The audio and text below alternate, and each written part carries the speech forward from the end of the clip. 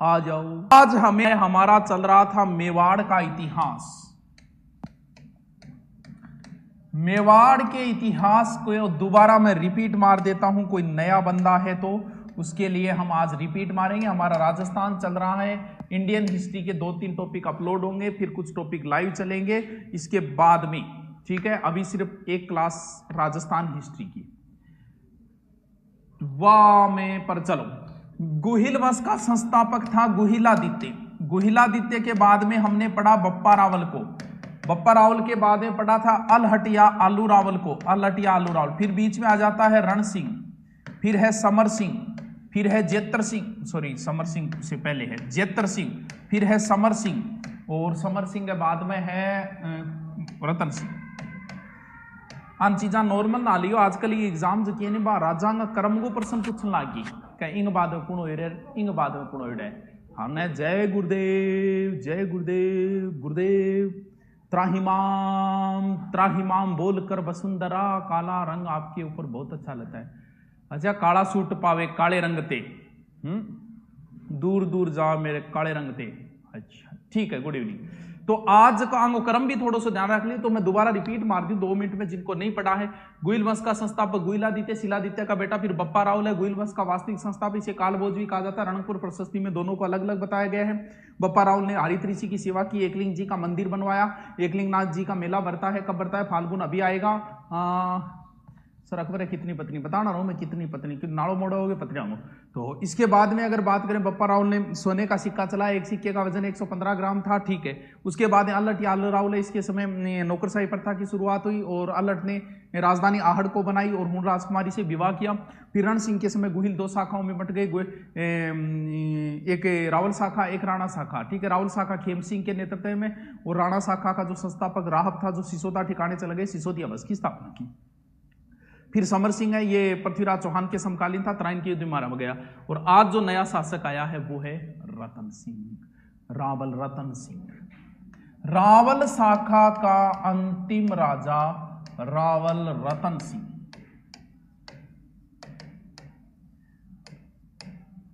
कद्दू कद तक है, कोई लंबो शासन कोर करे। कुछ किताबा 1301 1303 मिले, कुछ किताबा 1302 1303 मिले।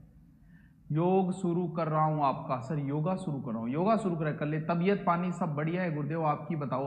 अरे तू बात ना कर, बात ना करने को नहीं, एडा पढ़ाई करना, एडा बातचीत करे। भाई लाख बीच में बैठे आंकड़ा देख ले करो, दे बेइज्जती करवाओगा, देखोगा कि दूरी ना पर पढ़िया सिलेक्शन तारा हो को नहीं। लोग फिर मोको लाज जाओ, बोल देख बी एफ में पढ़िया भंग हो गया, 2-4 सिलेक्शन दिख जाएगा। नहीं बजाओ थोड़ा ढंगू देख लो, बेइज्जती कौन करवानी है। तो रावल शाखा का अंतिम राजा है रावल रतन सिंह। और टाबरो रतन सिंह के टेम दिल्ली को सुल्तान हो अलाउद्दीन खिलजी। तो आप शॉर्टकट में 147 लिख दिया, क्योंकि वो कारनामा जका करे नहीं भाई, 147 सारा सही करे। अलाउद्दीन खिलजी बड़ा खतरनाक आदमी था, बहुत खतरनाक था। घोड़ों को दागने की, हुलिया रखने की प्रथा, ये सारी की सारी इसी ने शुरू की थी। खतरनाक था ये। राजस्थान का पहला साका अलाउद्दीन की वजह से हुआ, दूसरा साका अलाउद्दीन की वजह से हुआ, तीसरा साका अलाउद्दीन की वजह से हुआ, चौथा साका अलाउद्दीन की वजह से, यानी खतरनाक आदमी हो रहे। तो अलाउद्दीन ना आज आप छोड़ दो, 147 ने साइड में। एक बार आप चला रतन सिंह, और रतन सिंह को भी एक बार छोड़ते हुए हम चलते हैं। चलो टाबरो, आज हम श्रीलंका की ओर रवाना होते हैं। अलर्ट लिखा है नहीं सर, अलर्ट को लिखा है नहीं, वही करेगी लिखा है यार। यहां पड़ता है सिंहल द्वीप। तो एक चीज का ध्यान रखना टाबरो, इसे स्विल द्वीप ही बोलना है, श्रीलंका नहीं बोलना है। वर्तमान में इसे श्रीलंका बोलते हैं। सिंहल द्वीप का एक राजा था जिसका नाम था गंधर्वसेन। गंधर्वसेन, पत्नी चंपावती थी, और गंधर्वसेन की एक पुत्री थी जिसका नाम था पद्मिनी। पद्मनी को नहीं हटाओ, पद्मिनी में सिंहल द्वीप का एक राजा रतन सिंह की पुत्री थी पद्मिनी। सबसे सुंदर रानियों में मानी जाती है, बहुत ज्यादा सुंदर महिला थी, राजकुमारी थी। यानी अगर मैं इनकी सुंदरता की प्रशंसा करूं वत्स, तो अगर पूरे अभी 5 बजे ना, कल 5 बजे तक करता रहूं तो भी कोई अतिशयोक्ति नहीं होगी, यानी आपने देखी नहीं होगी, उससे ज्यादा खूबसूरत थी।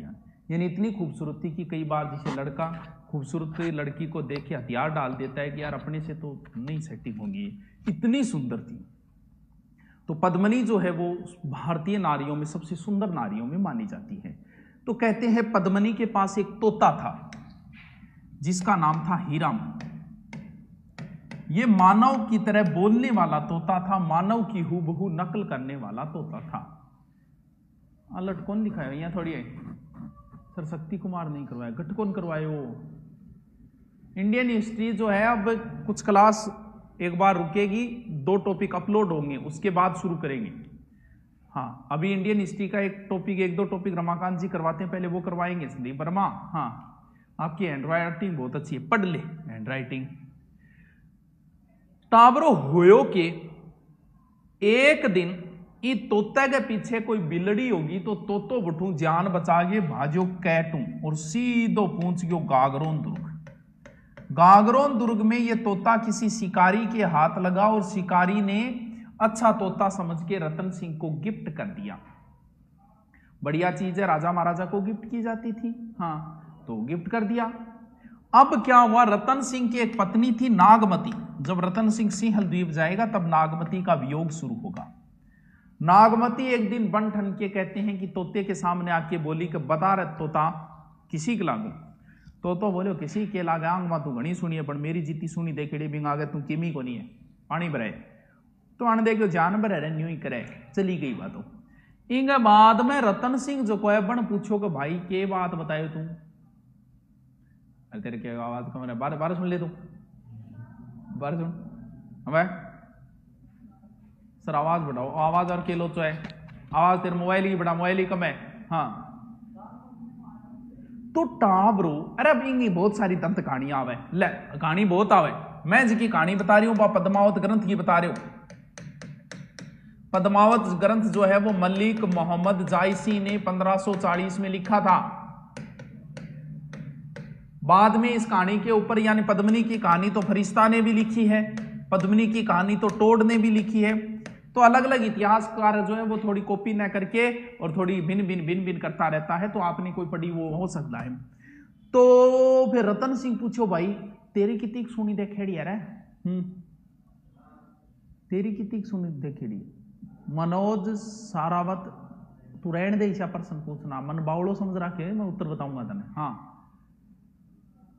अपलोड नहीं लिखा है यार, अलटकियां छुट्स के लिखा है मैं, देखू मीणा दिल खुश मीणा जो भी है।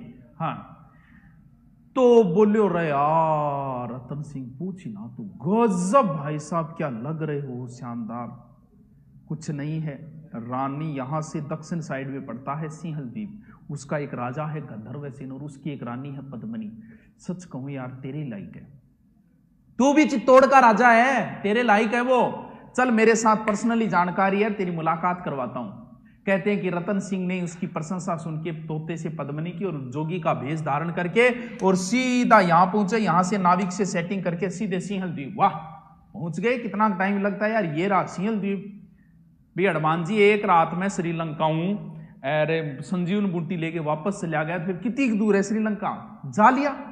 और अब श्रीलंका में पद्मिनी से मुलाकात कैसे हुई बता दिया। अलग अलग इतिहासकारों ने अलग अलग मनगढ़ंत कहानियां बता रखी है।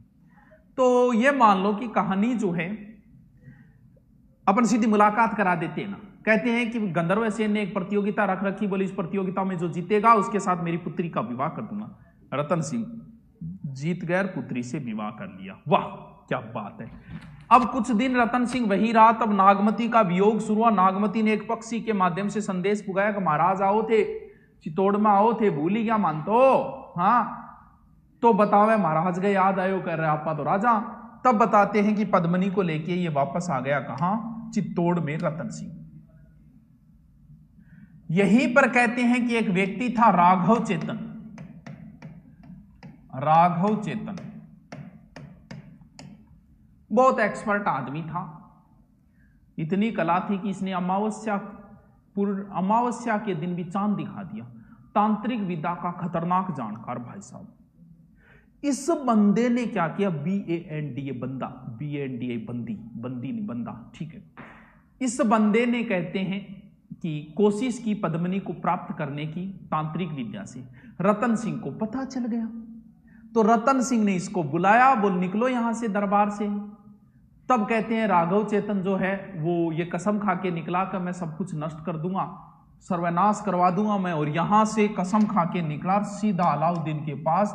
और अलाउद्दीन ने जाके बटा मारा पंप, बोलो गजब भाई साहब शानदार, रानी तो रतन सिंह की है, जब वो पान भी खाती है तो कंठम दिखकर चाले जन्यूर बोले जन्यूर यहाँ करके अलाउद्दीन का मार के पंपे और बटोलिया यो चित्तौड़ का विरुद्ध बाइडो बेलो यो तो इंगे कौन सी आरेस की तैयारी करनी आगे तो काम ही है ओ बाइडो सीधो चाल पड़े और चित्तौड़ दुर्ग ने घेर ली। कई दिन हो गया घेराबंदी चाल गई लंबी। अब लंबी घेराबंदी चाल गई, जब एक राजा दूसरा की लुगायांगे गैल फिर तो फिरे तो पीछे दिल्ली पर आक्रमण हो गया, होना शुरू हो गया। कहानी है सुन दे प्रसंग बनिया तो टाबरो फिर के हो आक्रमण होना शुरू हो गया। जब अलाउद्दीन ने वापस जानो, जब अलाउद्दीन संदेश पहुंचाए रतन सिंह कने भाईड़ा यार समझे कर यार, कोई आदमी मजबूरी भी समझे कर।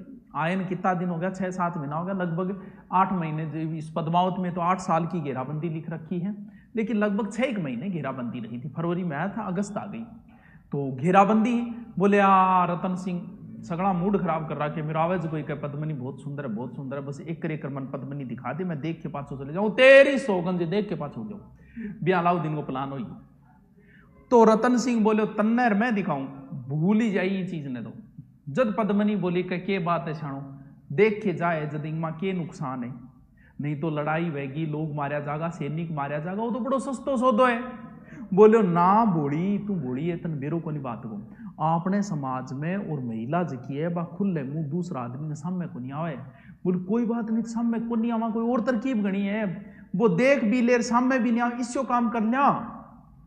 तो बता दिया कहानी जी की अलग अलग है, बोल दिया। फिर अलाउद्दीन ने दुर्ग मान लिया, अलग अलग है, बता दी। हर किसी ने पद्मनी के ऊपर कुछ ना कुछ लिखी है, तो कुछ ना कुछ लिखा है। तो कोई तो कहता है कि पद्मनी का जो चेहरा है वो पानी के अंदर देखा, कोई कांच लिखता है। मतलब पुरानी जो कहानी है उसमें तो ऐसे है कि रतन सिंह और अलाउद्दीन की मित्रता हो गई थी, दोनों एक दिन चौसर खेल रहे थे और अलाउद्दीन जिस बैठा था उसके सामने कांच लगा था और उसके पीछे ऐसे ही कोई नॉर्मल काम के लिए कोई आई पद्मनी तो उसने कांच में देख लिया। अब जो भी हो, तो कहते हैं कि जब अलाउद्दीन ने पद्मनी को पहली बार देखा तो उसके मुंह से क्या निकला पता है, सुभान अल्लाह, ये तो हुस्न की परी है, इसे छोड़ के जाना तो मेरी मूर्खता होगी। और भाई साहब ने प्लान कर दिया चेंज कि अब तो मैं पद्मनी को प्राप्त ही करूंगा। अब भाई अलाउद्दीन, रतन सिंह बोले क्या देख ली तो चलो। तो कहते हैं कि रतन सिंह जो है वो अलाउद्दीन को बाहर गेट तक छोड़ने के लिए, आपने कोई मेहमान आवा आप भी छोड़ने जाओ, तो 12 बतावे के सैनिक खड़ा, तो अलाउद्दीन दुर्ग के 12 धक्को दे दियो रतन सिंह ने, और बतावे रतन सिंह ने पकड़ के सीधा दिल्ली ले गया। कहानी बता रहा हूं मैं उस पद्मावत ग्रंथ की, उसमें हम चर्चा करेंगे कहां तक सत्यता है, क्या सही है क्या गलत है। तो अब बतावे अलाउद्दीन बठू ऑफर भेजियो है, एक्सचेंज ऑफर के रतन सिंह को ले जाओ पद्मनी को दे जाओ। और तेरी बेटी कहां बाप तकड़ो आदमी रह, तू तो बहुत गड़बड़ कर रहे है, नया नया फंडा रच रहे। अब जब पद्मनी कन सूचना पहुंची, इंग्लिश लाइव कर दियागा डट जा, राजस्थान इंस्टीट्यूट टाइम हो सी है, ठीक है विष्णु शर्मा देख ले, हेलो सर क्लास कौन चाले के कौन चाले, सो क्यों चालने लग रहे सरमीत कौर है। हाँ तो फिर टाबरो अलाउद्दीन ने बोलो कि पद्मनी ले आओ रतन सिंह ले जाओ। तब बताते हैं पद्मनी ने इधर से एक षड्यंत्र रचा, 1600 पालकियां तैयार करवाई, बोल मैं अकेली थोड़ी हूं, मेरे साथ 1600 रानियां हो रहेगी, दासियां हो रहेगी। 1600 पालकियां तैयार करवाई, उसे उसको उठाने के लिए 5-7 सैनिक, अंदर भी सैनिक बिठा दिए, सीधे पहुंचे दिल्ली। फिर अलाउद्दीन से कहा इनमें से कोई पद्मनी के 2 बड़े वीर सेनापति थे रतन सिंह के, जो पद्मनी के एक चाचा था गोरा और दूसरा था बादल, ये दोनों को पद्मनी बन गए होंगे, अंदर बैठ गए होंगे और वहां संदेश पहुंचाए कि लास्ट एक बार सिर्फ मुलाकात करवा दो रतन सिंह से, तब कहते हैं अलाउद्दीन ने रतन सिंह को भेजा, तो ये सारे सैनिकों ने उसकी सांकड़ वगैरह तोड़ी, वहां से भागे और अलाउद्दीन की सेना पीछे रही इनकी आगे, तो सारे वीर गति को प्राप्त हुए, गोरा भी, बादल भी, रतन सिंह भी। अलाउद्दीन चित्तौड़ पहुंचा, जब नीचे से ऊपर बढ़ रहा था तब पद्मनी ने 1600 रानियों के साथ जोहर कर लिया और चित्तौड़ का पहला साका कंप्लीट हुआ अगस्त 1303। ये जो मैंने कहानी बताई, कहानी है, यहां से प्रश्न पुटअप नहीं होता, तो ये कहानी है। तो ये कहानी कहां से उठाई है मैंने पद्मावत ग्रंथ से उठाई है। पद्मावत ग्रंथ किसने लिखा? मलिक मोहम्मद जायस ने। कब लिखा? 1540। ये घटना कब की है? 1503 की, यानी 250 साल बाद कोई ग्रंथ लिखा गया है, उसकी स्टोरी है। तो फिर चर्चा का विषय बन गया, क्योंकि पद्मिनी की कहानी जब पहली बार सामने, उसके बाद 70 साल बाद फरिश्ता ने भी पद्मिनी पे लिखा और फिर टोड ने भी लिखा। पहले तो हम देखते हैं कि फरिश्ता ने क्या लिखा। फरिश्ता ने कहानी एज इट इज गाई है, पूरी की पूरी वैसे की वैसे, बस थोड़ा सा चेंजिंग कर दिया। उसने पद्मिनी को रतन सिंह की पुत्री बताया, किसने? फरिश्ता ने। और पुत्री बता के पूरी की पूरी कहानी वैसे ही गा दी।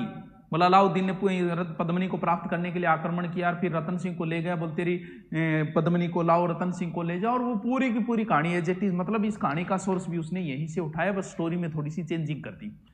टोड तो एक न्यारी राम कहानी का। टोड ये लिखता है कि मेवाड़ का राणा लक्ष्मण सिंह था, उसका सेनापति भीम सिंह था, भीम सिंह की पत्नी पद्मिनी थी।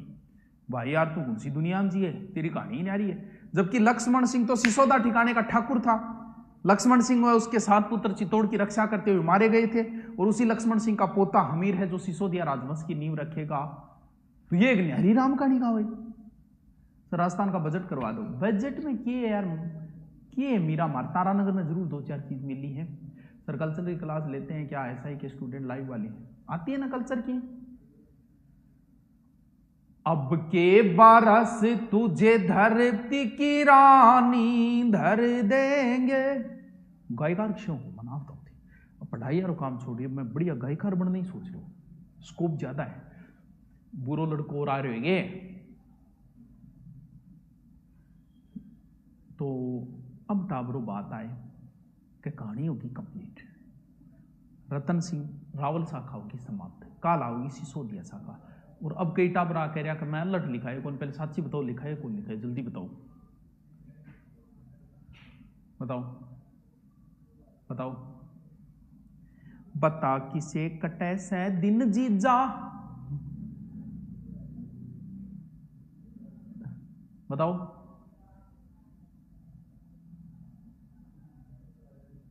बताओ भाई।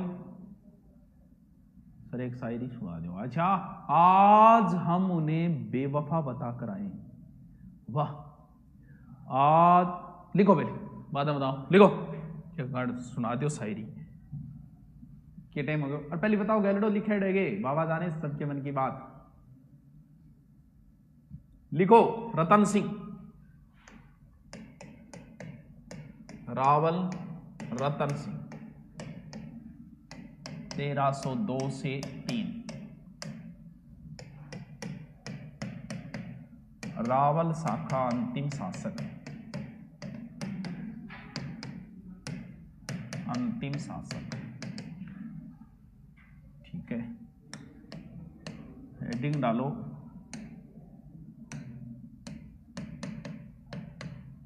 अलाउद्दीन का आक्रमण,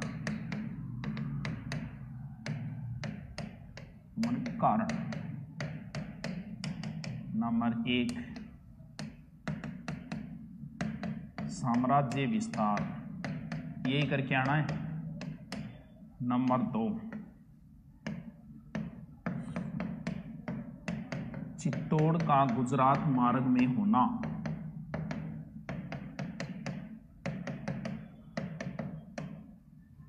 नंबर 3 पद्मावत ग्रंथ के अनुसार पद्मिनी को प्राप्त करना।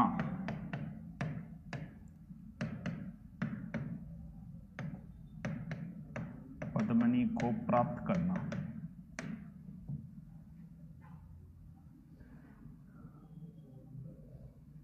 ठीक है, लिखो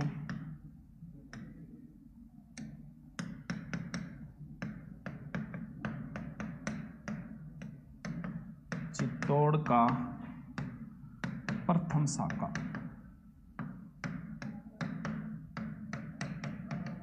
अगस्त 1303।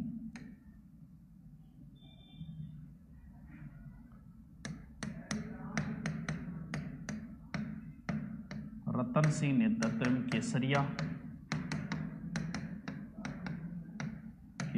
व पद्मनी नेतृत्व में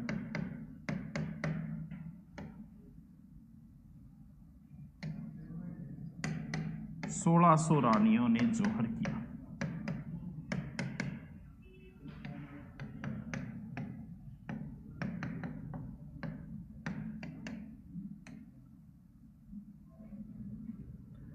जोहर किया। हेडिंग डालो पद्मनी।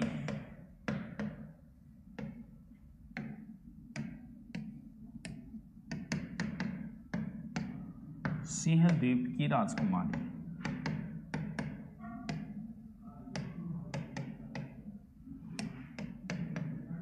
पिता गंधर्व सिंह, माता चंपावती, तोता हीरामन,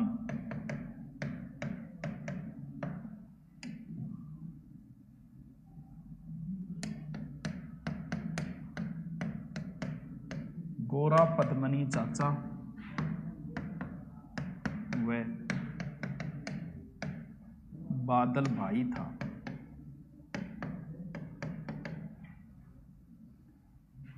सर कल्चर करवा दो, करवाई नहीं कर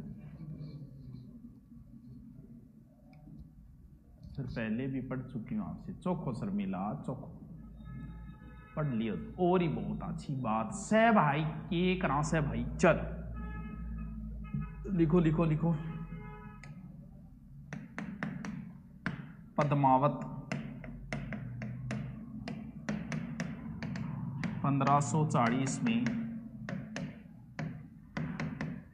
शेरशाह सूरी के समय अवधी भाषा में मलिक मोहम्मद जायसी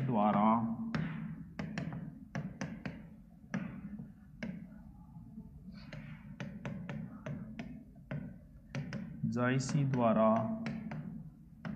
लिखा ग्रंथ।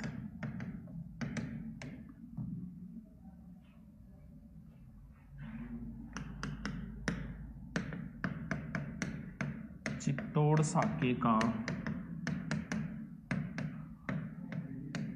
प्रत्यक्ष दृष्टा इतिहासकार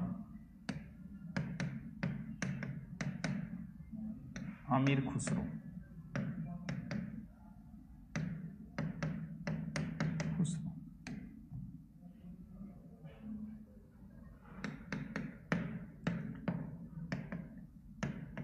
अलाउद्दीन ने चित्तौड़ जीतकर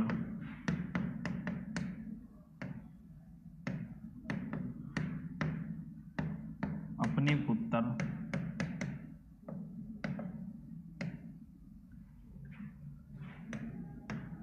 खिज्र खां को सौंपकर इसका नाम खिजराबाद कर दिया।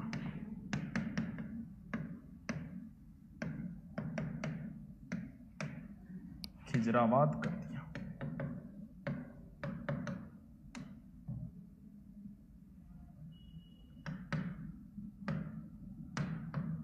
खिज्र खां के बाद दुर्ग मालदेव सोनगरा कानड़देव का भाई है। कानड़देव भाई सोनगरा को सौंप दिया। आल्यो जी, कल हम पढ़ेंगे सिसोदिया राजवंश। आज तो जल्दी पूरा होगा टॉपिक।